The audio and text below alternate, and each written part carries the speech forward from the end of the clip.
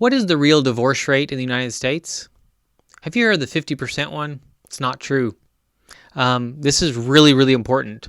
I really believe that a lot of us have a negative view of marriage because we've been duped into believing that 1 in 2 of us will end up in divorce. It is not true. Again, researcher Santi Feldman, an amazing researcher who decided to ask the question and start looking into it. Why? Where did this come from? Again, this is weird. At one point, I remember hearing that up to 65% of Christians' marriages end in divorce. Where do they get these numbers? They're guesses, they're projections. They actually have no foundation in reality. Based off the research, at the highest point, it might have been around 33% of divorces, of couples that have been married at all ended up in divorce. Now, the anomalies you have to think through to kind of take out of that picture is widows, so those that have a spouse died, and the fact that we have a higher rate of couples not getting married at all and just living together, which the data shows is a guaranteed recipe for disaster multiple times over, because it tends to not be with just one. It's basically like you're going through multiple divorces, even though they think they're being smart. And it breaks my heart to see that.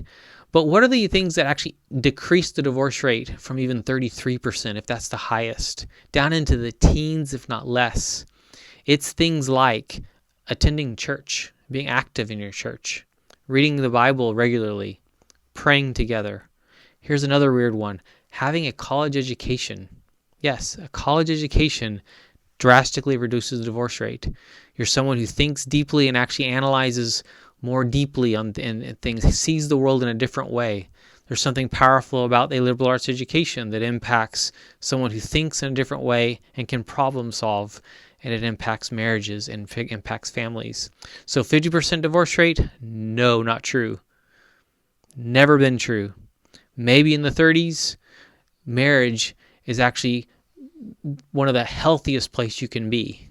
You are healthier as a male and as a female in your body, your physical health, your emotional health, your spiritual health. The whole of who you are, it tends to be a better person if you're married. And one of the statements I say to a lot of couples is, please marry well, because it can be hard. It can still be good even when it's hard. But man, if you marry that person that can become your best friend, it is stellar. It is beautiful. And I hope that for you. And I hope if you don't have it, you'll fight to get it. You'll fight to build what you have into something that you're proud of, that you have a strong, healthy marriage.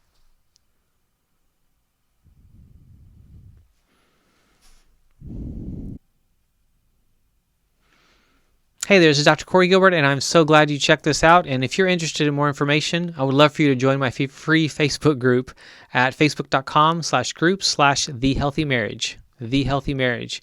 Come, enjoy videos, enjoy some teaching and training.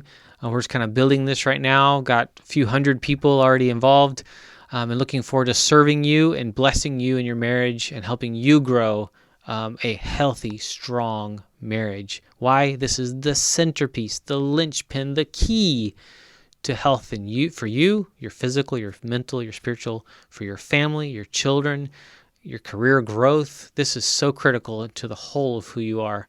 So bless you, your family, and your family tree.